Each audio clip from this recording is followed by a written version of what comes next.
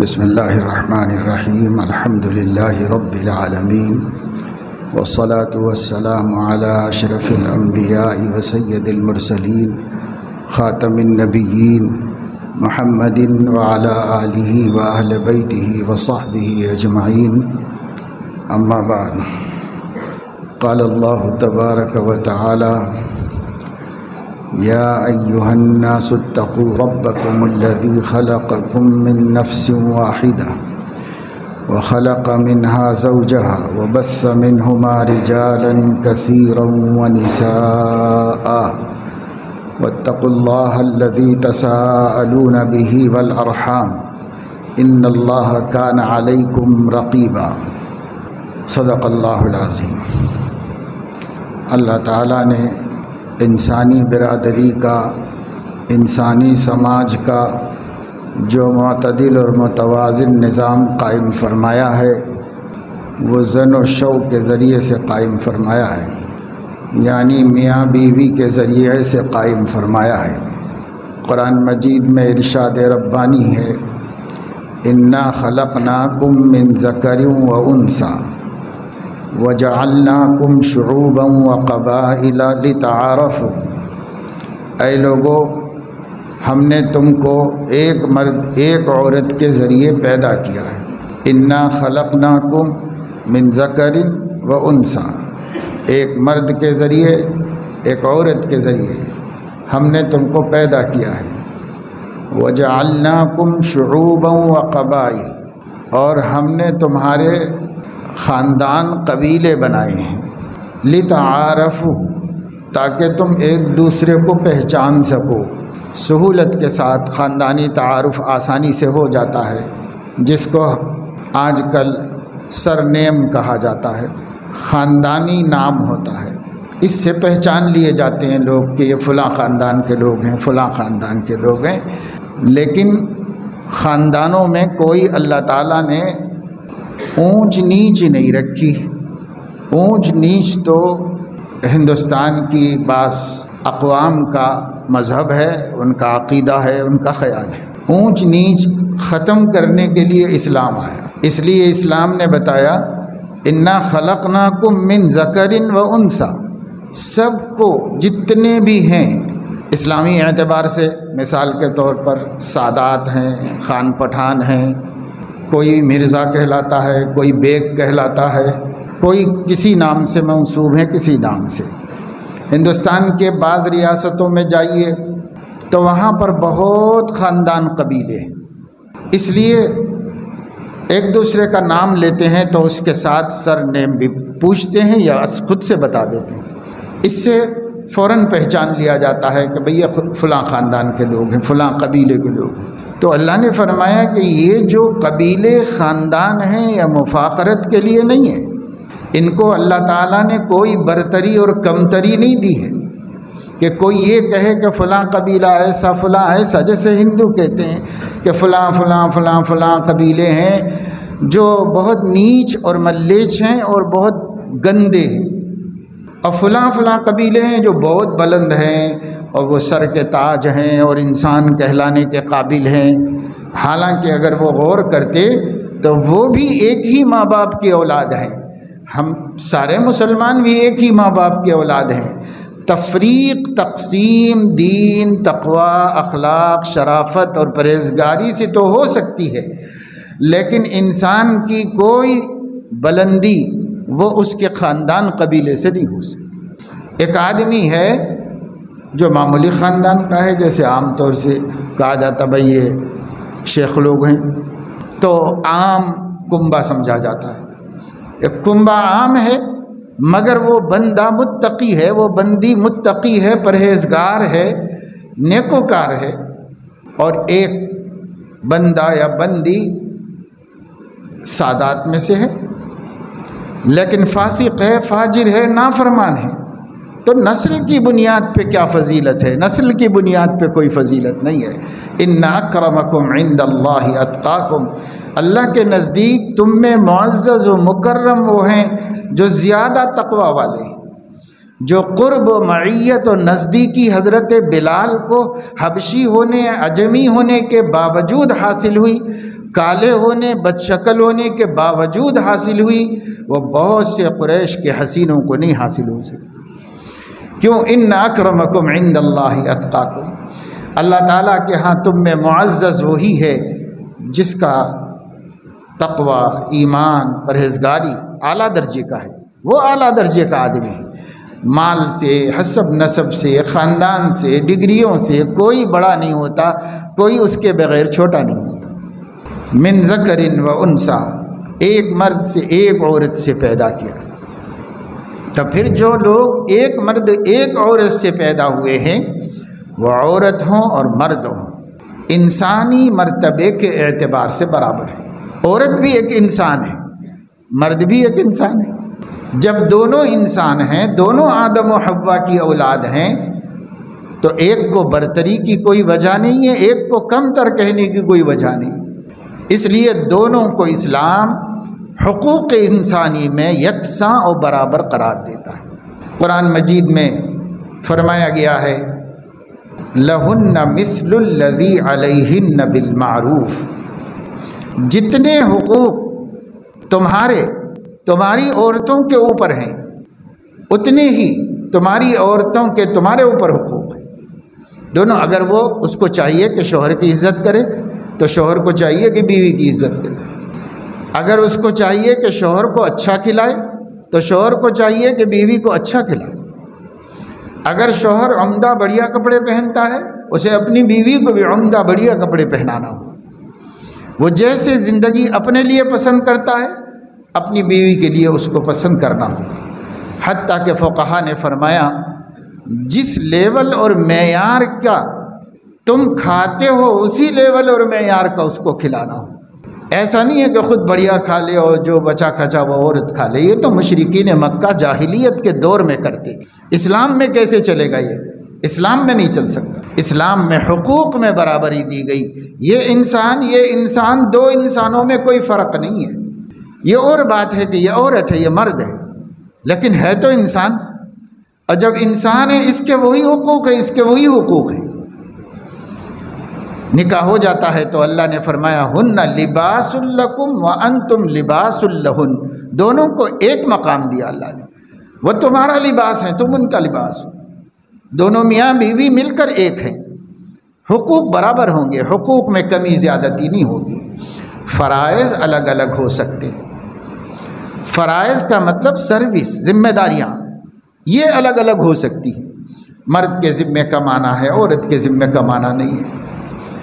مرد کے ذمے محنت کے کام ہیں، عورت کے ذمے محنت والے کام نہیں ہیں۔ عورت کے ذمے اولاد کا بوجھ اٹھانا ہے، مرد کے ذمے یہ نہیں ہے۔ عورت کے ذمے ان بچوں کی پرورش کرنا، دودھ پلانا ہے، مرد کے ذمے یہ نہیں ہے۔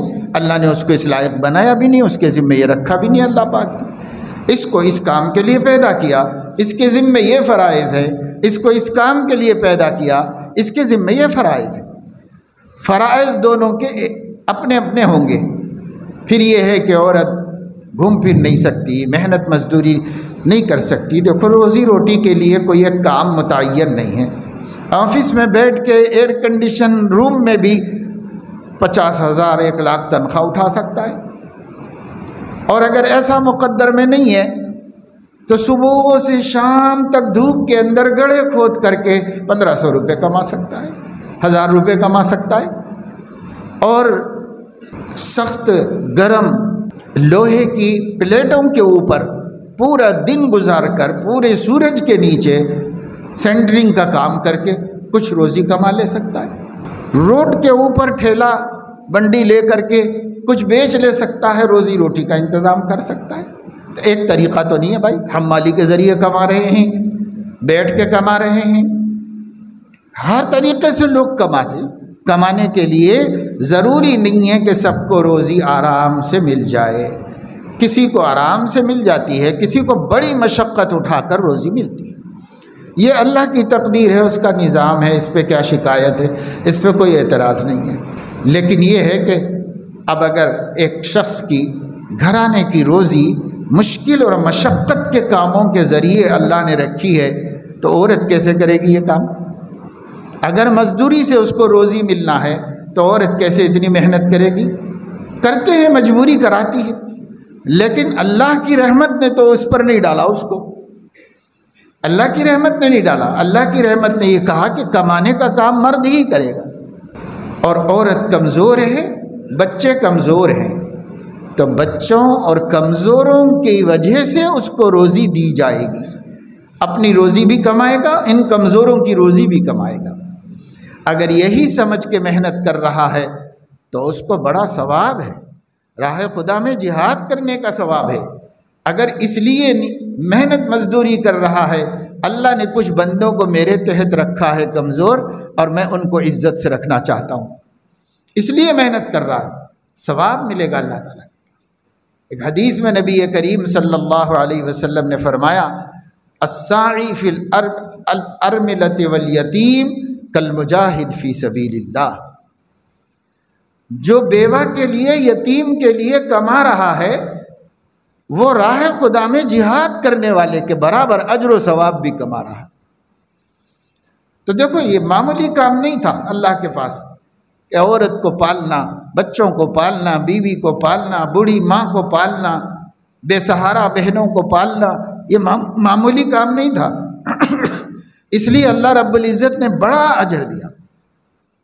ایک حدیث میں ہے، کالقائم فی اللیل کالصائم فی النہار، رات بھر نفل پڑھنے والے کے برابر ثواب ملتا ہے، روزانہ روزہ رکھنے والے کے برابر ثواب ملتا ہے، جو کسی محتاج کے لیے کما رہا ہے، کسی ضعیف و کمزور کے لیے کما رہا ہے۔ اتنا بڑا اجر حضور علیہ السلام نے بتایا، معمولی عمل تھوڑا ہی ہے۔ ہم میں کتنے لوگ ہیں جن کی بڑی تمنا ہے کہ کوئی موقع مل جائے تو جہاد میں شریک ہوں اور شہادت کا ثواب حاصل کریں، اور اسی شخص کی بیوی محتاج ہے، اسی شخص کے بچے پڑھنے کے لیے پیسوں کے لیے پریشان ہیں، اسی شخص کے گھر کی ضرورتیں پوری نہیں ہو رہی ہے۔ اگر تو واقعی ثواب کی عظمت کو سمجھنے والا ہوتا تو ان بچوں کے لیے کما کے اللہ کے راستے میں جہاد کا ثواب حاصل کرتا۔ لیکن تجھے ثواب تھوڑی چاہیے، صرف شان چاہیے اور کچھ نہیں چاہیے۔ اگر ثواب چاہیے تو سروس کرو نا، ملازمت کرو، نوکری کرو، کوئی پیشہ اختیار کرو، محنت کرو، کماؤ، اپنے گھر میں کمزور لوگ ہیں ان کمزوروں کے لیے روزی کا انتظام کرو، ضروریات پوری کرنے کا انتظام کرو۔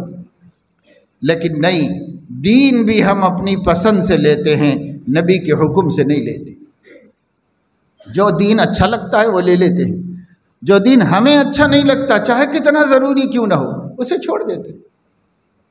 یہ بال بچوں کے لیے محنت کرنا، روزی روٹی کمانا معمولی عبادت نہیں ہے، یہ بہت بڑی عبادت ہے۔ لیکن کبھی عبادت سمجھا ہم نے اس کو؟ ہم نے کبھی اس کو عبادت نہیں سمجھا۔ ہم تو وہی 2 رکعت نماز نفل پڑھ لی، عبادت ہے، روزہ رکھ لیا تو عبادت ہے۔ اور یہاں نبی فرما رہے ہیں روزانہ روزہ رکھنے کا ثواب، اور رات کو پڑھ کے سو جاؤ تھک جانے کی وجہ سے، لیکن پوری رات نفل پڑھنے والوں کا ثواب کس کو؟ جو بیوی بچوں کے واسطے محنت کرتا ہے، کمائی کرتا ہے، اس کو یہ ثواب مل رہا ہے۔ لیکن ہم کو ثواب نہیں چاہیے، ہم کو اپنے دل کی خوشی چاہیے۔ چاہے گناہ سے دل خوش ہو جائے تو گناہ کریں گے، چاہے کسی نیکی سے دل خوش ہو جائے تو نیکی کریں گے، مگر اپنے دل کی خوشی کے لیے کریں گے، اللہ کی خوشی کے لیے کچھ۔ اللہ رسول کی خوشی کے لیے کرنا ہوگا تو احکام کے مطابق زندگی گزارنی، چاہتوں کے مطابق زندگی گزارنا جانوروں کا کام ہے، انسانوں کا کام نہیں، مسلمانوں کا کام نہیں۔ جانور چاہت کے مطابق جیتا ہے، بے ایمان چاہت کے مطابق جیتا ہے، اور ایمان والا احکام شریعت کے مطابق زندگی گزارے، کیونکہ وہ اللہ کے لیے جی رہا ہے، اپنے لیے نہیں جی رہا ہے، اپنے من کے لیے نہیں جی رہا، اللہ کی رضا، اللہ کی خوشی اس کا مقصد ہے۔ اسے یہ معلوم ہے، اس کا یہ ایمان ہے کہ میں دنیا میں اللہ کو خوش کروں، 50-60 برس جو بھی مل جائیں مجھے، اللہ ہمیشہ کی زندگی میں مجھے خوش کر دے گا۔ یہاں رب چاہی زندگی ہے، وہاں من چاہی زندگی ہے۔ الٹا کر لیا ہم نے کہ دنیا کو من چاہی زندگی بنا لی۔ کتنے دن بھائی؟ اگر من پورا بھی ہو جائے، پہلے تو کسی کی خواہشیں آج تک پوری نہیں ہوئی، اور اگر ہو بھی جائیں تو کتنے دن بھائی؟ ایک آدمی ایک بہت شاندار اپنے ذہن میں تصور کر کے محل تعمیر کرتا ہے، عمر بھر کی کمائی اس کے پیچھے لگاتا ہے، اور جب جا کے اس کی خواہش کے مطابق اس کا گھر بنانے میں وہ کامیاب ہو جاتا ہے، تو اب زندگی اتنی تھوڑی بچی ہوئی ہوتی ہے کہ اس کے اندر وہ رہ بھی نہیں پاتا، تو گویا اپنے پیچھے والوں کے لیے بنا لیتا ہے، اپنے لیے تو نہیں بنا پایا ہے۔ ایک آدمی کتنی تمناؤں سے ایک فارم ہاؤس تیار کیا، خود تو نہیں رہ پایا، بعد میں بال بچے مستی موج کرتے رہے اس کے، خود تو نہیں رہ پایا۔ یہ دنیا کا سسٹم ہے، چلتا ہے، کوئی بات نہیں، لیکن جب ایسا ہے تو ہمیں سوچنا چاہیے کیوں ہم اپنے لیے کریں، جو کریں اللہ کے لیے کریں، کیوں ہم اپنی خوشی کو دیکھیں، جو کام میں خوشی چاہیں نبی کی چاہیں۔ 4 دن کی بات ہے بھائی، بہت دن دنیا میں نہیں رہنا ہے، بہت تھوڑی زندگی ہے، بہت چھوٹی زندگی، اس کو برداشت کر لینا ہے بس۔ تو اللہ تعالیٰ نے یہ جو نظام بنایا ہے، اس نظام میں بہت اعتدال رکھا ہے، عورت اور مرد کے انسانی حقوق میں یکسانیت رکھی ہے۔ پھر عورت کو کسی کی بھی بیوی بناتا ہے اللہ تعالیٰ، اور مرد شوہر بنتا ہے۔ اب اپنی ذمہ داریوں کے اعتبار سے شوہر کا ایک مقام ہے، بیوی کا ایک مقام ہے۔ بہت سی چیزوں میں ہم فرق نہیں کرتے، علم کو سامنے رکھ کے غور نہیں کرتے۔ حقوق انسانی میں عورت اور مرد میں کوئی تمیز نہیں ہے، کوئی کمی زیادتی نہیں ہے۔ ایک بات یہ ذہن میں رکھنا چاہیے، مرد کے اتنے ہی حقوق ہیں انسانی حقوق، عورت کے اتنے ہی حقوق ہیں، یعنی جان کا تحفظ، مال کا تحفظ، صحت کا تحفظ، اور آبرو اور عزت کا تحفظ، اور اس کی ضروریات زندگی جو ناگزیر ہیں اس کا تحفظ، اس میں کوئی کمی نہیں۔ فقہا نے فرمایا اگر آپ غریب ہیں تو آپ مالدار گھرانے کی لڑکی سے شادی مت کیجیے، اس لیے مت کیجیے کہ شادی تو ہو جائے گی لیکن اس کے بعد آپ کو اس کے گھرانے کے اسٹیٹس کے مطابق پالنا پڑے گا، کیونکہ اس کا حق ہے۔ آپ سوکھی روٹی کھائیے، مگر اگر وہ مرغن غذائیں کھا کے پلی ہے کسی گھر میں تو آپ کو وہ دینا پڑے گا اسے۔ آپ میلا پرانا کپڑا پہن لیجئے، آپ کا مزاج ایسا ہی ہے، آپ ایسا ہی چاہتے ہیں، کوئی بات نہیں، لیکن اس گھر سے لائیں جہاں اس نے اچھے کپڑے پہنے ہیں، آپ کو اچھے kپڑے پہنانے پڑیں گے۔ اس کے گھر کے اسٹیٹس کو مینٹین کرنا کر کے لانے والے کی ذمہ داری ہے۔ ہاں آپ اس سے بھی زیادہ بڑے خاندان کے ہیں اور وہ غریب خاندان کی ہے تو ظاہر آپ اپنے حساب سے معاملہ کرو، وہ اس کے لیے اس سے بھی زیادہ ہے جتنا کہ اس کی حیثیت ہے، تو وہاں تو ظلم نہیں ہوگا۔ لیکن آپ اپنے سے زیادہ حیثیت کے گھرانے سے بچی کو لا کر اپنی حیثیت سے رکھیں گے تو ظلم ہوگا، اور اگر آپ اپنے سے کم تر گھرانے سے بچی کو لا کر اپنی حیثیت کے مطابق رکھیں گے تو احسان ہوگا اس کے اوپر، کیونکہ اس سے زیادہ حیثیت سے آپ اس کو پال رہے ہیں، یہ احسان ہوگا۔ اسلام کہتا ہے احسان کرو یا برابری کرو مگر ظلم مت کرو، یہ اسلام کی تعلیم۔ برابری یہ ہے کہ بھئی میں ہمارا جیسا گھرانہ ہے ویسے ہی گھرانے میں دیکھ لو، اسی قسم کا ان کا رہن سہن ہو، اسی قسم کا ان کا کھانا پینا ہو، اسی قسم کا ہمارا رہن سہن ہمارا کھانا پینا ہو، یہ برابری میں شادی کرنا ہے۔ یا کم تر سے کرو کہ بھئی ہم سے کمزور لوگ ہیں، لا کے رکھ لیں گے، ان کو عزت دیں گے، ان کو ہماری حیثیت سے پرورش کر کے خوش کر دیں گے، تو یہ احسان ہے۔ اور اگر اپنے سے زیادہ حیثیت کی عورت کو اس گھرانے سے لائیں گے، اور تو اب یہ ہے کہ تم چاہے جیسے بھی رہو بھائی، اس کا اپنا جو پس منظر ہے، بیک گراؤنڈ ہے زندگی کا، اس کو سامنے رکھنا ہوگا حقوق انسانی میں، گناہ میں نافرمانی میں نہیں، حقوق انسانی میں۔ جیسے یہ کہ مثال کے طور پہ کوئی یہ کہے کہ صاحب وہ اپنے گھر میں پردہ نہیں کرتی تھی لہذا یہاں بھی اس کو پردہ نہیں کرانے، ایسا نہیں، یہ حقوق اسلامی ہیں۔ حقوق اسلامی اور چیز ہیں، حقوق انسانی اور چیز ہے۔ حقوق انسانی میں آپ اس کے ساتھ کوئی تکلیف کا معاملہ نہیں کر سکتے۔ لہن مثل الذی علیہن بالمعروف، یہ قرآن کا ایک جملہ ہے جو حقوق نسوان کے پورے دستور پر غالب ہے۔ کوئی کتاب لکھی ہوگی دنیا والوں نے عورتوں کے حقوق کے اوپر، اقوام متحدہ نے قوانین بنائی ہو عورتوں کے حقوق کے، وہ پورے ایک سائیڈ میں رکھو اور ایک سائیڈ میں لہن مثل الذی علیہن بالمعروف، اللہ کا ایک کلمہ، ایک جملہ، ایک سینٹنس ادھر رکھو اور ادھر پوری کی پوری کتاب رکھو حقوق نسواں کی۔ وہ فعل ہے اور یہ کامیاب ہے جو اللہ نے بتا دیا، تم اور وہ دونوں برابر ہو، بس ختم۔ حقوق میں برابر ہیں۔ آپ جو چیز اپنے لیے تکلیف دہ سمجھتے ہیں اس کو تکلیف نہیں دے سکتے۔ جو چیز آپ اپنی عزت کی سمجھتے ہیں آپ کو اپنی بیوی کی بھی عزت کی سمجھنا چاہیے۔ جس بول سے آپ کو تکلیف ہوتی ہے آپ اس بول سے اپنی بیوی کو تکلیف نہیں دے سکتے۔ جس بات سے آپ کو خوشی ہوتی ہے آپ وہی بات بول کر اپنی بیوی کو خوش کریں گے۔ لہن مثل الذی علیہن بالمعروف، جو کھاؤ وہ کھلاؤ، جو پہنو وہ پہناؤ۔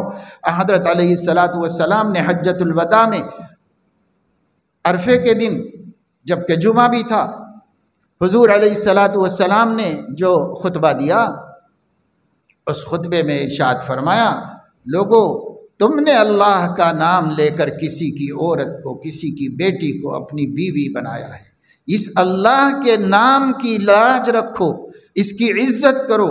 تم نے خدا کے نام سے حرام کو حلال کیا ہے، اب اس حلال کو جس نام سے حلال کیا ہے اس نام کو وہ دیکھ رہا ہے، وہ نگرانی کر رہا ہے، اس کی آنکھوں کے سامنے ہے، اس کی لاج رکھو۔ جو کھاؤ وہ کھلاؤ، جو پہنو وہ پہناؤ، جس طرح تم رہتے ہو ویسے اس کو رکھو، دونوں میں اونچ نیچ مت کرو اور فرق مت کرو۔ یہ وصیت ہے حضور علیہ السلام۔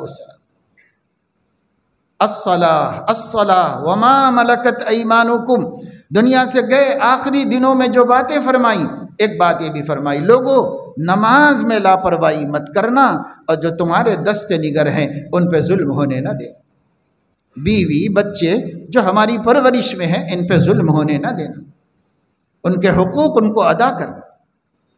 حضرت علیہ السلام نے فرمایا، صحیح بخاری میں روایت ہے، تمہاری خادمہ، تمہارا خادم جو تمہارا باورچی ہے، جب وہ تمہیں کچھ پکا کے لائے اور آج دسترخوان بچھائے اور کھانا کھلائے تو تم سارا کھانا مت کھا جاؤ، تھوڑا سا کھانا اس کے لیے بھی رکھو، اس لیے کہ اس نے بنایا ہے تو اس کا دل بھی للچایا ہوگا، اس لیے اس کو بھی کھلا دو، اس کا دل مت توڑو۔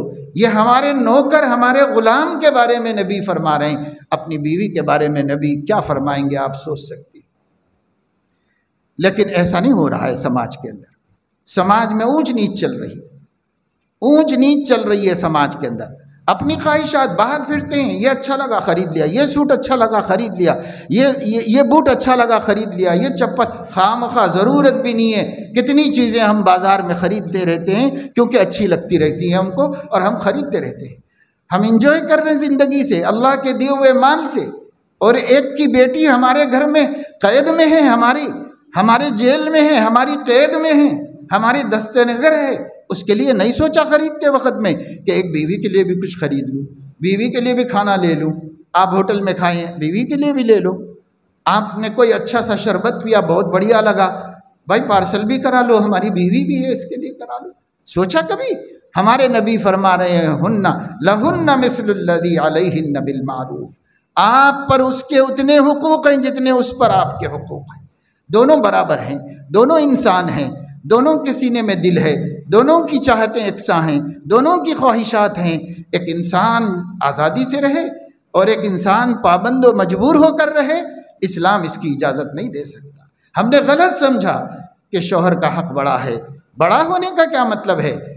فضل کرنے میں، احسان کرنے میں، خرچ کرنے میں آپ کا درجہ بڑا ہے۔ ہم نے سمجھا دادا گیری کرنے میں ہمارا درجہ بڑا ہے، یہ ہم نے سمجھا، اور اسی وجہ سے مظالم ہو رہے ہیں خاندانوں کے اندر۔ بھائی آپ کو دادا گیری کرنے کے لیے بڑا نہیں بنایا گیا، پیسہ خرچ کرنے کے لیے بڑا بنایا گیا۔ اور میں نہیں کہہ رہا ہوں قرآن پڑھو، قرآن میں اللہ تبارک و تعالی شانہ ارشاد فرما رہے ہیں الرجال قوامون علی النساء بما فضل اللہ بعضهم علی بعض وبما انفقوا من اموالهم۔ الرجال مرد، قوامون علی النساء عورتوں پر حاکم ہے، یعنی اپنا گھر کا پورا سسٹم ان کے ہاتھ میں ہے۔ مرد خود چلائے گا، مرد کمائے گا، مرد اخراجات کرے گا، مرد ضرورتیں پوری کرے گا، اس لیے وہ گھر کا حاکم اعلیٰ ہے، وہ اپنے گھر کا بڑا ہے۔ قوام عربی زبان کا لفظ ہے۔ قوام کے معنی ہے کسی چیز کو تھامنے کی، پورے گھر کو تھام کے رکھا ہوا ہے، اس وجہ سے اس کو قوام کہتے ہیں۔ الرجال قوامون علی النساء، مرد عورتوں پر قوام ہیں، یعنی ان کو تھامنے اور سنبھالنے والے ہیں۔ کیوں ان کو یہ مقام دیا گیا؟ بما فضل اللہ بعضهم علی بعض وبما انفقوا من اموالهم، دو چیزوں سے یہ فضیلت ہے۔ ایک تو اس وجہ سے کہ اللہ نے پیدائشی طور پر کسی کو کسی پر فضیلت دی ہے، یعنی اس کو مضبوط طاقتور بنایا ہے، اس کو کمزور بنایا ہے، اس کو باپ بنایا ہے، اس کو ماں بنایا ہے، اس کو کما کر پرورش کرنے والا بنایا ہے، اس کو بچوں کو پالنے والا بنایا ہے۔ بما فضل اللہ بعضهم علی بعض، ایک یہ وجہ ہے، اور دوسری وجہ وبما انفقوا من اموالهم، اور اس وجہ سے کہ وہ اپنے اموال ان کے اوپر خرچ کرتے، وبما انفقوا من اموالهم، اور اس وجہ سے کہ وہ اپنا مال ان کے اوپر خرچ کرتے ہیں۔ تو ہم کاہے کے لیے قوام بنے ہوئے ہیں؟ ہم لڑائی کرنے کے لیے، جھگڑا کرنے کے لیے، اپنی بڑائی بتانے کے لیے، چھوٹی چھوٹی باتوں پر مواخذہ کرنے کے لیے، لعن طعن کرنے کے لیے، بد زبانی کرنے کے لیے، گالی گلوچ کرنے کے لیے، طلاق دینے کے لیے، کاہے کے لیے ہم بڑے بنے ہوئے ہیں؟ اس کے لیے اللہ نے نہیں بڑا بنایا ہے، اس کے لیے اللہ نے ہمیں بڑا نہیں بنایا ہے، اس لیے بڑا بنایا ہے کہ اپنے فرائض، اپنی سروس پوری کرو اور اپنا مال ان پہ خرچ کر کے ان کو راحت سے، آرام سے، سکون سے رکھو۔ اس کے لیے اللہ نے بڑا۔ یہ بات ہم نہیں سمجھ رہے، اور بس عرف میں، سماج میں مشہور ہے مرد جو چاہے کر سکتا ہے، مرد تو خدا ہے، مجازی خدا ہے، جو چاہے کر سکتا ہے۔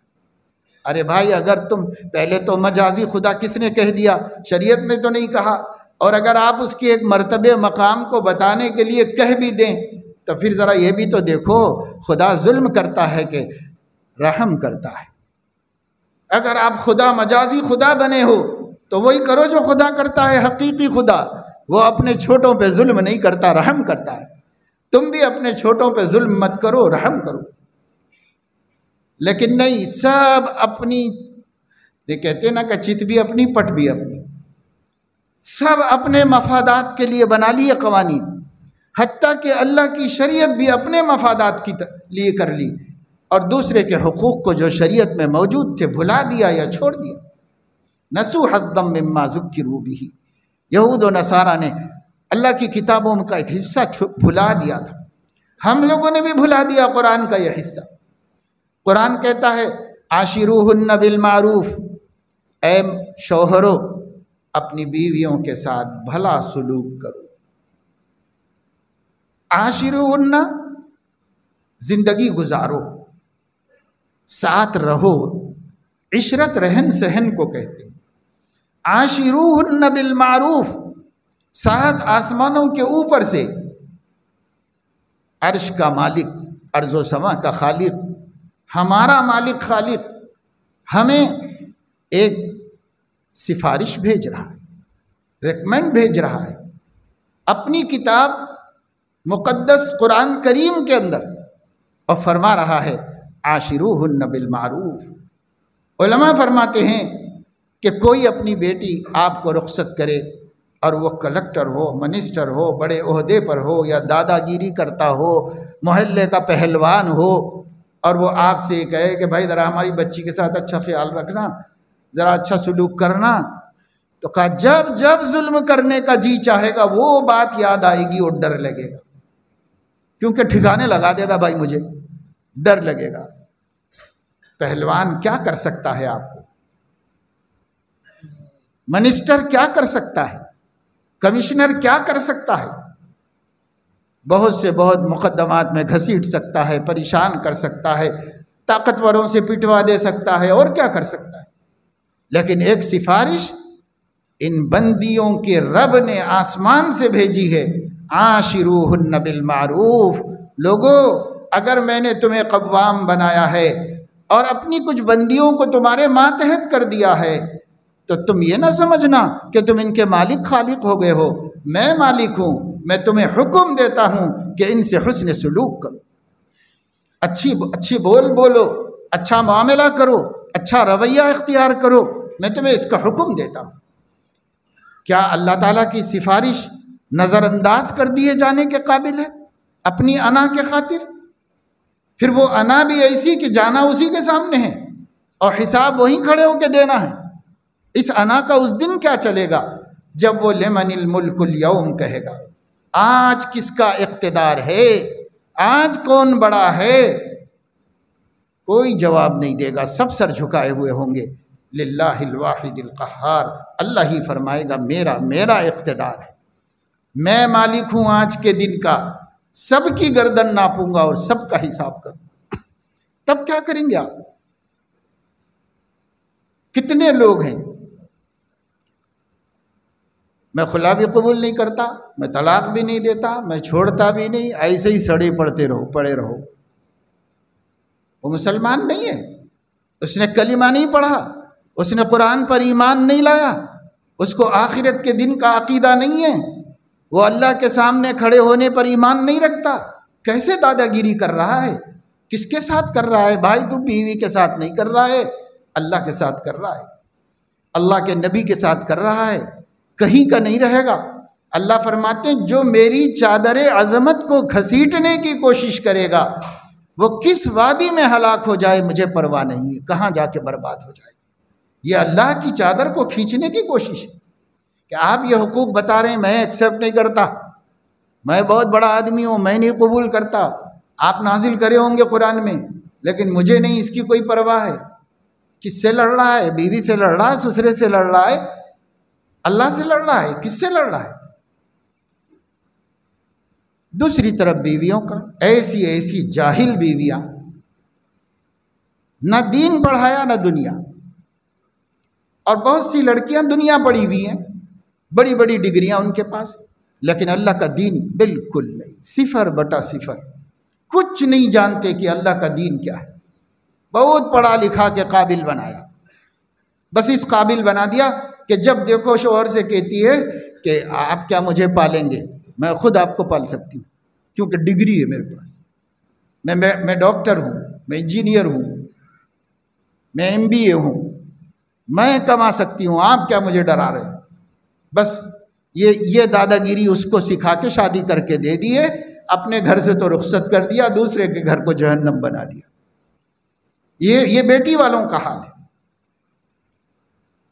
عجیب سماج کے اندر بے اعتدالیاں چل رہی ہیں، کہیں عورت گھر کو جہنم زار بنا رہی ہے، کہیں شوہر گھر کو برباد کر رہا ہے، اور چاہے شوہر کی وجہ سے گھر برباد ہو، چاہے بیوی کی وجہ سے ہو، بچوں کی زندگی تاخت و تاراج ہو رہی، بچے بے سہارا ہو جا رہے، بچوں کا کوئی پرسان حال نہیں، ان دونوں کو لڑنے سے فرصت نہیں، ان کی اولاد کو کب تربیت کریں گے، کب ان کو سکھائیں گے، کب محبت دیں گے، کب ان کے ساتھ پریم پیار کا معاملہ کریں گے۔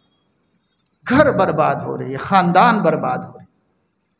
میرے دوستو عزیزو، اللہ کا دین سکھاؤ اپنی بیٹیوں کو، اللہ کا دین سکھاؤ اپنے بیٹوں کو۔ اسلامی شوہر کیسا ہوتا ہے اور اسلامی بیوی کیسی ہوتی ہے، اپنی بیٹیوں کو سکھاؤ، اپنے بیٹوں کو سکھاؤ۔ نہ سکھانے کا نتیجہ یہ ہے کہ آج گھر اجڑے برباد ہو جائے۔ ابھی پچھلے دنوں گلبرگہ کے اندر، بڑا شہر ہے، اور اس شہر کی ایک خاندان، باپ ڈاکٹر ہے، بیٹی ڈاکٹر ہے، داماد بھی ڈاکٹر دیکھ کے دیا، دونوں پیسے والے ہیں، مالدار، سب کچھ، لیکن دین کچھ بھی نہیں۔ میاں بیوی میں جھگڑے چلتے رہے، کہتے پڑھے لکھے لوگ، ہمیں آپ کیا دیکھ رہے ہیں، کیوں دیر کر رہے ہیں؟ کتنے اچھے شریف رشتے آتے ہیں، اس لیے ٹھکرا دیتے ہیں کہ بیٹی میری ڈاکٹر ہے، اس لیے ڈاکٹر لڑکا ہی چاہیے، چاہے آگے چل کے جلاد نکل جائے، شیطان نکل جائے، مگر ڈاکٹر چاہیے، ڈاکٹر چاہیے، ڈاکٹر چاہیے، بس یہ ویل سیٹل چاہیے، امریکہ میں چاہیے۔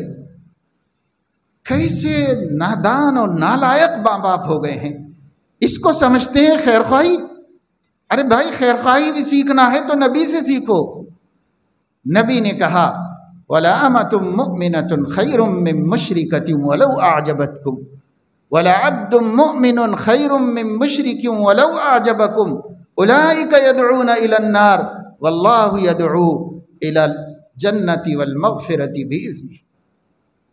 بھائی، تم کو اللہ جنت و مغفرت کی طرف بلا رہا ہے، اور یہ بدعقیدہ لوگ تمہیں جہنم کی طرف بلا رہے ہیں۔ ایک کالی کلوٹی غریب باندی حسین خوبصورت بے ایمان مالدار عورت سے بہتر ہے۔ قرآن آپ کو راستہ دکھا رہا ہے، لیکن آپ اللہ کو خیر خواہ نہیں سمجھتے، آپ نبی کو خیر خواہ نہیں سمجھتے، آپ دنیا کے تمام اولیاء کو خیر خواہ نہیں سمجھتے، آپ اپنی عقل ہی کو خیر خواہ سمجھتے ہیں۔ بس ڈاکٹر ہی چاہیے، ڈاکٹر ہی چاہیے۔ یہ گھر دیکھو کیسا ہو رہا ہے، یہ میاں بھی ڈاکٹر ہے، یہ بیوی بھی ڈاکٹر ہے، بیٹی کا باپ بھی ڈاکٹر ہے، پورا خاندان تعلیم یافتہ ہے۔ اتنے ظلم، اتنے ظلم، اتنے ظلم کہ بالآخر اس نے لڑکی جا کے اپنے گھر میں بیٹھ گئی۔ وہ بلاتا رہا کہ جیسے گئے ویسے آؤ، آنا ہے تو آؤ، نہیں آنا ہے تو ہی رہو۔ پھر اس کے بعد اس نے قاضی کے پاس جا کر طلاق نامہ لکھا کر کے بھیجا دیا اس کے گھر۔ ان لوگوں نے چند بیٹھکیں کی لین دین کے معاملے میں، لین دین کے معاملے میں دونوں بھی ایگری نہیں ہوئے، اپنے اپنے ضدوں پہ قائم رہے۔ اس ضدوں پہ قائم رہنے کے نتیجے میں اس بیٹی کو، اس ڈاکٹر لڑکی کو جو طلاق پا گئی تھی، اتنا غصہ ہوا، اتنا صدمہ اس کو ہوا کہ اس نے اپنے جیسی 14 اور لڑکیاں تلاش کی شہر میں جو مظلوم مطلقہ تھی۔ ان 15 کا گروپ بنا کر RSS کے سینئر ایڈوکیٹ کے پاس جا کر اپنا کیس رکھ دیا۔ اس نے کہا ہاں، اسلام میں یہ جو کچھ ہو رہا ہے نا، یہ صرف طلاق کی وجہ سے ہو رہا ہے، اگر طلاق ہی نہ ہو سرے سے تو یہ مظالم ہی ختم ہو جائیں گے، اس لیے آپ سب لوگ مل کر متحد رہو اور مجھے وکیل بناؤ، اب میں جو ہے سپریم کورٹ میں ڈائریکٹ لے جا کر تم لوگوں کا مسئلہ حل کرا دوں گا، پورے ہندوستان کی عورتوں کا مسئلہ حل کرا دوں گا۔ چنانچہ ایڈوکیٹس کی ایک گروپ بنا ہے، اس گروپ نے جا کر کے سپریم کورٹ میں اپیل کر دی ہے، اور وہ رٹ قبول ہو چکی ہے، تاریخ مل چکی ہے، سپریم کورٹ نے نوٹس بھیج دی ہے حکومتوں کو کہ اس کا جواب دیا جائے، اور اپیل کیا کی گئی ہے کہ اسلام میں طلاق کا نظام ہی ظلم ہے، اس لیے اس کو کل عدم قرار دے دیا جائے، اس کو کل عدم قرار دے دیا جائے۔ ایک مسلمان نہیں، 15 مسلمان تعلیم یافتہ لڑکیاں دشمنان اسلام کو وکیل بنا کر سپریم کورٹ میں جا کر اللہ کے قانون کو چیلنج کر، یہ ہے اعلیٰ تعلیم یافتہ خاندان، پڑھے لکھے خاندان۔ بھائی، اللہ کا دین نہیں معلوم تو کیا فائدہ ہے کتنا پڑھ کے؟ آپ کی پڑھائی آپ کی موت پر ختم ہو جائے گی، اللہ کا دین مرنے کے بعد بھی کام آئے گا۔ اللہ کا دین کیوں نہیں سکھایا بیٹیوں کو؟ اللہ کا دین کیوں نہیں سکھایا بیٹوں کو؟ اپنے بیٹوں کو کبھی نہیں بتایا کہ عدل انصاف کی تعلیم کیا دی گئی ہے ہمیں، کبھی نہیں بتایا۔ شادی کے لیے ساری تیاریاں کرا دی آپ نے، لاکھوں میں نہیں آج کروڑوں میں شادیاں ہو رہی ہیں، اور ان شادیوں کے اندر کیا ہے سب کچھ سکھایا، پر میاں بیوی کو جینا نہیں سکھایا۔ سب کچھ دلایا مگر ان کو اللہ کا قانون نہیں دلایا، دین اسلام کی تعلیم، نبی کی سنت نہیں دلائی۔ کیا فائدہ ہے میرے دوستو؟ کیا فائدہ ہے؟ اسلام رسوا ہو رہا ہے مسلمانوں کے ہاتھ سے، کیا ہمیں اللہ مدد دے گا؟ کیا اللہ تعالیٰ کی مدد آئے گی؟ ایسے ایسے ظلم ہو رہے ہیں، کہیں عورتیں ظالم ہیں، کہیں مرد ظالم ہیں، کہیں دونوں انتہا درجے کے احمق ہیں، اور دونوں مل کر زندگی اپنی بھی اجیرن کر رہے ہیں، اپنے خاندانوں کو بھی اجاڑ کے رکھ رہے ہیں۔ ضدی، کوئی بات ماننے کو تیار نہیں، کہیں سمجھوتا کرنے کے لیے تیار نہیں۔ بھائی، جہاں اختلاف ہوگا سمجھوتے سے ختم ہوگا، میاں بیوی میں بھی اختلاف ہوگا، سمجھوتے سے ختم ہو۔ قرآن کریم نے رستے دکھائے۔ اللہ تعالیٰ نے قرآن مجید کے اندر فرمایا کہ دیکھو بھائی بیوی کہنا نہیں مانتی، اسے تھوڑا سمجھاؤ بجھاؤ، نصیحت کرو، تفہیم کرو، اللہ رسول کی باتیں بتاؤ۔ اس پر بھی نہیں مانتی، تھوڑا خفا ہو جاؤ، ناراض ہو جاؤ، وَاهْجُرُوهُنَّ فِي الْمَضَاجِعِ، اس کے بستر پہ۔ یہاں تک اعتدال سکھایا ہے اسلام نے کہ عورت کو اپنی ناراضگی بتانے کے واسطے اس کے میکے کو نہیں بھیج سکتا، اپنے گھر میں بھی دوسرے روم میں نہیں سلا سکتا، اپنی ہی چارپائی پر دوسری طرف پلٹ کے سو سکتا ہے ناراضگی بتانے کے۔ یہاں تک اسلام نے اعتدال سکھایا اور حق سکھایا ہے۔ اس کے گھر بھی نہیں بھیج، جا اماں کے پاس چلے جا، نہیں بھیج سکتے تم ذمہ دار ہو، اپنے گھر میں رکھو۔ کیا بول کے مسجد میں اور کیا بول کے قاضی کے سامنے لائے ہو؟ اللہ کے نام پر خطبہ پڑھا گیا، اللہ کے نام پر تم نے حلال کیا ہے۔ اب باپ کی ذمہ داری ختم ہو گئی، تمہاری ہے، اس لیے تم اپنے پاس سے اس کو بھجا نہیں سکتے۔ اور دوسرے روم میں بھی نہیں، اسی روم میں ادھر منہ کر کے سو جاؤ تاکہ اسے احساس ہو کہ شوہر مجھ سے ناراض ہے۔ شریف عورت ہوگی تو احساس ہوگا، اب شریف نہیں ہوگی تو اس کو کیا کر سکتی؟ شریف ہوگی برابر احساس ہوگا شوہر مجھ سے خفا ہیں۔ دیکھو حضور علیہ السلام جب حضرت عائشہ رضی اللہ تعالیٰ عنہا پر تہمت لگی تھی، اس زمانے میں بہت محتاط آپ رہ رہے تھے، کیونکہ وحی الہی کا انتظار تھا، حقائق سامنے آ جائیں۔ اس لیے حضور علیہ السلام گھر میں داخل ہوتے صرف السلام علیکم کہتے تھے۔ حضرت عائشہ رضی اللہ تعالیٰ عنہا فرماتی ہیں میں اتنا کڑ رہی تھی کہ جو میرا شوہر مجھ سے بہت التفات اور محبت سے بات کیا کرتا تھا وہ صرف السلام علیکم کہتا ہے اور کچھ بھی نہیں کہتا۔ تو شریف عورت تھی نا، اتنا احساس ہوا کہ شوہر نے اپنا چہرہ کیوں پھیر لیا ہے، شوہر میرے سے اپنا رویہ کیوں بدل دیے ہیں۔ پریشان ہو گئی، تڑپ گئی، رونے لگی اللہ کے سامنے۔ ہر شریف عورت یہی ایسا ہی کرتی ہے۔ لیکن اگر ہم نے اپنی بیٹیوں کو تعلیم یافتہ تو بنایا، شریف نہیں بنایا۔ شریف اس کو کہتے ہیں جس میں حیا باقی ہو، فطرت انسانی باقی ہو، اس کو شریف کہتے ہیں۔ ہم نے شریف نہیں بنایا تو وہ جھگڑالو ہے، الد الخصم ہے، جیسے دشمن ہوتا ہے جان کا، ایسے جھگڑا کر رہی ہے اور آپس میں لڑ رہی، وہ اس کی چوٹی پکڑ کے کھینچ رہا ہے، وہ اس کی داڑھی نوچ کے پھینک رہی ہے۔ ایسے ایسے گھروں کے اندر جھگڑے چل رہے ہیں، گھروں کے اندر شرم سے لوگ بول نہیں پا رہے ہیں، دروازے بند کر کے بچوں کو باہر کر کے پٹائی کر رہا ہے، جانوروں کی طرح وحشیانہ پٹائی کر رہا ہے بیوی کی۔ کیا کیا ہو رہا ہے سماج میں، اور کتنے طلاق ہو رہے ہیں، کتنے جھگڑے ہو رہے ہیں۔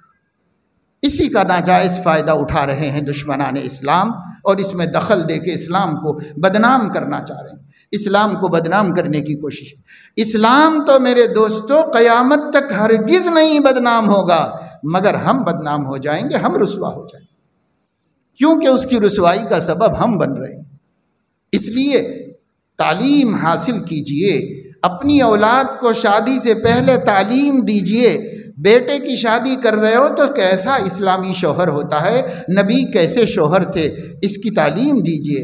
اور اگر بیٹی کی شادی کر رہے ہو تو نبی کی بیویاں کیسی بیویاں تھیں، اسلامی بیویاں، ان کے خلق، ان کی زندگی اپنی بیٹیوں کو سکھائیے، صبر کرنا سکھائیے، اچھی بولی بولنا سکھائیے، نا برابری ان کو سکھائیے کہ بھائی برابری مت کرو، حقوق تو تمہارے اس کے ذمے ہے، لیکن نہیں ادا کر رہا تو اللہ سے مانگ لو، تم طلب کرو گے تو ادا نہیں ہوں گے، جھگڑے ہوں گے، اس لیے اللہ سے مانگ لو، صبر کر لو۔ صبر اتنی بڑی طاقت ہے، استعینوا بالصبر والصلاۃ، اگر تم صبر و صلاۃ کا اہتمام کرو گے اللہ آسمان سے اپنی مدد بھیجے گا۔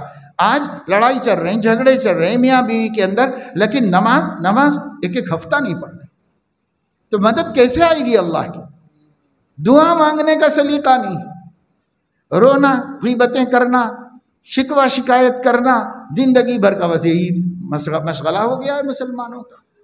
میرے دوستو یہ کتنی بری بات ہے، اور یہ جو واقعہ ہمارے قریبی شہر کے اندر گلبرگہ میں پیش آیا، شرم سے ہر مسلمان عورت کی سر جھک جانا چاہیے کہ وہ نبی کی امتی ہے یا نبی کا نام رسوا کرنے والی ہے؟ کیا ہے وہ؟ کیا دشمن ہے وہ؟ کیا وہ ابو لہب اور ابو جہل کے گھر کی عورت ہے؟ کون ہے وہ؟ سوچنا چاہیے اس کو۔ کیا کلمہ پڑھا ہے ہم نے؟ محمد الرسول اللہ کہتے تو غیرت مندوں کے آنکھوں سے آنسو نکل جاتے۔ کیا نام ہے محمد؟ اس محمد کو رسوا کرنے والوں کو خدا کہیں خوشی سے نہیں رہنے دے گا، نہ اس دنیا میں نہ آخرت میں، کہیں اللہ خوش رہنے نہیں دے گا۔ بے ایمان ان کو رسوا کر رہے ہیں تو وہ بے ایمان ہیں، آپ رسوا کر رہے ہیں۔ آپ جب بیوی پہ ظلم کرتے ہیں تو کیا رسوا نہیں کر رہے نبی کو؟ جب بیوی شوہر پہ ظلم کر رہی ہے تو کیا نبی کو رسوا نہیں کر رہی؟ صدیقہ عائشہ، خدیجۃ الکبریٰ، فاطمۃ الزہرا کا نام ڈبا نہیں رہی ہے؟ کیا کر رہے ہیں مسلمان؟ صرف اس لیے کہ آج ہم نے دین نہیں سیکھا، سب سیکھ لیا ہے، اللہ کا دین نہیں سیکھا۔ اللہ کا دین، اللہ کے واسطے میرے دوستو، بزرگوں، جو بھی صاحب اولاد ہیں ان سے ہم ہاتھ جوڑ کے عرض کرتے ہیں، اپنے بچوں کی، بچیوں کی اسلامی تربیت کیجیے، اپنے بچوں کو اور بچیوں کو زندگی گزارنے کا سلیقہ سکھائیے۔ ان لوگوں کو اس دنیا کے اندر کامیاب کیسے ہوتے ہیں، کون سی صفات ہیں جو انسان کو نظروں کے اندر تارا بنا دیتی ہے، اور کون سی صفات ہیں جو انسان کی نظروں سے آدمی کو گھرا دیتی ہے۔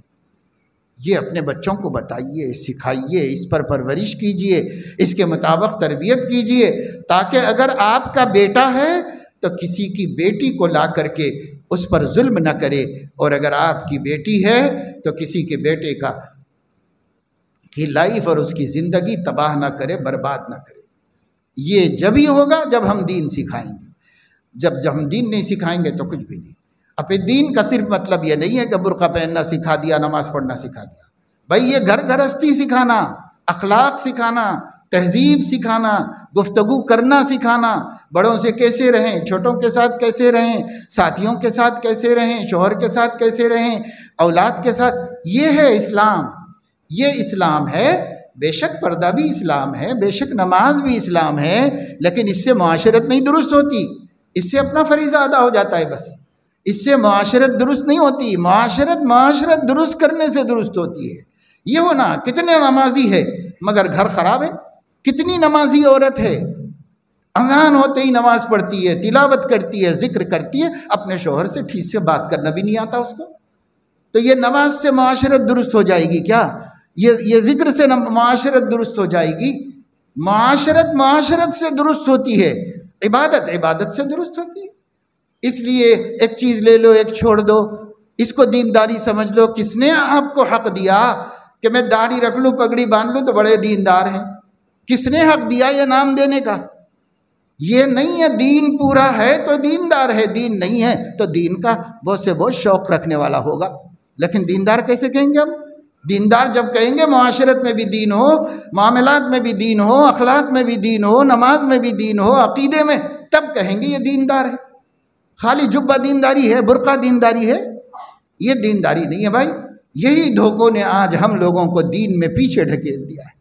اللہ کا دین کچھ اور کہہ رہا ہے، ہم کسی اور چیز کو دین سمجھ رہے ہیں۔ یہی دھوکوں میں پڑے ہوئے ہیں، فریب میں مبتلا ہیں۔ اللہ توفیق دے ہم سب کو، ہمارے مردوں کو، ہماری عورتوں کو، ہمارے بیٹوں کو، ہماری بیٹیوں کو، کہ وہ سمجھیں کہ اللہ کا دین کیا ہے۔ جب تک دین کی حقیقت کو نہیں سمجھیں گے، اس وقت اپنی اپنی خوش فہمیوں میں جی کے مر جائیں گے، اللہ کے منہ نہیں دکھا سکیں۔ اپنے دعوے ہیں، کسی کے نزدیک یہ دین ہے، کسی کے نزدیک وہ دین ہے، کسی کے نزدیک وہ دین ہے، اور رسول اللہ کے نزدیک پورا دین ہے جو وہ لے کے آئے، وہ پورا دین ہے۔ تو ہمارے مانیں گے اللہ تعالیٰ قیامت میں تم لوگوں نے دین کس کو سمجھا تھا، تم لوگوں نے دین کس کو سمجھا تھا؟ اللہ ہم سے پوچھے گا میں نے جس کو دین کہا تھا تم نے اس پورا دین کو اختیار کیا کہ نہیں کیا؟ اللہ نے جو دین بھیجا ہے اپنے حبیب کے ذریعے وہ پورا دین ہے میرے عزیزو۔ ہر دین کو اختیار کر لو، پورے دین کے آگے سرنڈر ہو جاؤ، پورے دین کے لیے ٹائم نکالو، دین سیکھو، پورا دین سیکھو۔ کسی نے کسی کو دین سمجھا، کسی نے کسی کو دین کہا ہے، اس سے آگے بڑھنے کو تیار نہیں۔ عملی زندگیاں دیکھو تو ایسی زندگیاں ہیں جس میں اللہ کا دین رسوا ہو رہا ہے، اللہ کا نبی کی سنتیں رسوا ہو رہی ہیں۔ بس ہم نے 4 باتوں کو دین کا نام دے دیا، ہندوؤں نے 4 باتوں کو، عیسائیوں نے 4 باتوں کو، یہودیوں نے 4 باتوں کو، ہم نے ایک 4 باتوں کو لے لیا ہے، یہ تھوڑا ہی ہے بھائی۔ جمیع ما جاء به النبی، خدا کی قسم دین وہ ہے جو محمد الرسول اللہ صلی اللہ علیہ وسلم نے 23 سال میں عورتوں، مردوں، بچوں، بڑوں کو سکھایا ہے۔ 23 سال میں جو کچھ آپ نے سکھایا ہے وہ دین ہے، اور یہ جو ہم نے اپنے لیے پسند کر رکھا ہے یہ دین کا ایک حصہ ہے، دین کا ایک ٹکڑا ہے، یہ پورا دین نہیں ہے۔ اچھی طرح سمجھ لو، ہر شخص فریب سے نکل جائے۔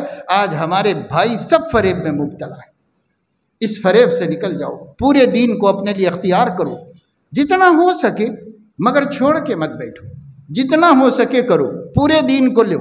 پورا دین لینے کے بعد ہی ہم دیندار ہیں، پورا دین لینے سے پہلے ہم دیندار نہیں۔ اللہ کرے کہ ہمیں یہ بات سمجھ میں آئے، اور جو سماج میں بدترین واقعات خصوصاً زن و شو کی زندگی میں، یعنی ازدواجی زندگی میں اور میاں بیوی کی زندگی میں چل رہے ہیں، اللہ پاک ان مسائل کو ختم فرمائے، اور اللہ پاک دونوں کو توفیق دے کہ وہ قرآن کی تعلیم کے مطابق یا تو مل جل کے رہیں یا اپنے ذاتی فیصلے سے، آپس کے فیصلے سے علیحدگی اختیار کریں، یا تو مل جل کے محبت سے رکھو یا خود ہی آپس میں ایگری کر لو۔ قرآن کہہ رہا ہے آپس میں طے کر لو، اگر صلح کر لو تو بہتر ہے، اور اگر صلح نہ کر سکو تو ان یتفرقا یغنی اللہ کلا من سعتہ، اگر دونوں الگ ہو جاتے ہیں اللہ دونوں کو اپنے فضل سے بے نیاز کر دے گا، بیوی کو شوہر سے بے نیاز کر دے گا، شوہر کو بیوی سے بے نیاز کر دے گا۔ یہ دونوں کا یہ رشتہ اگر آپس کے اتحاد سے یہ محسوس کرنے کے بعد کہ ہم ایک دوسرے کا ساجھا نہیں بن سکتے، ہم ایک دوسرے کے ساتھ نہیں جی سکتے، تو جھگڑوں کی کیا ضرورت ہے؟ تم دونوں ہی مل کے یہ طے کر لو کہ بھئی اب یہ زندگی ہماری جم نہیں سکتی، ہم اپنے لیے اپنا مقدر تلاش کر لیں گے، آپ اپنا مقدر تلاش کر لیجئے۔ اللہ فرما رہے ہیں اگر اس طریقے سے علیحدگی ہو جائے، یغنی اللہ کلا من سعتہ، اللہ دونوں کے لیے بھلا راستہ نکال دے گا۔ لیکن یہ ظلم و زیادتی اور یہ انانیت اور یہ دادا گیریاں اور یہ بہادریاں، اللہ بچائے بھائی، یہ بہت سماج کو برباد کر رہا ہے، یہ معاملہ سماج کو بہت برباد کر رہا ہے، بہت تباہ کر رہا ہے۔ اس بارے میں سوچو، غور کرو، اللہ تعالی ہم سب کو توفیق عمل نصیب فرمائے، آمین وآخر دعوانا۔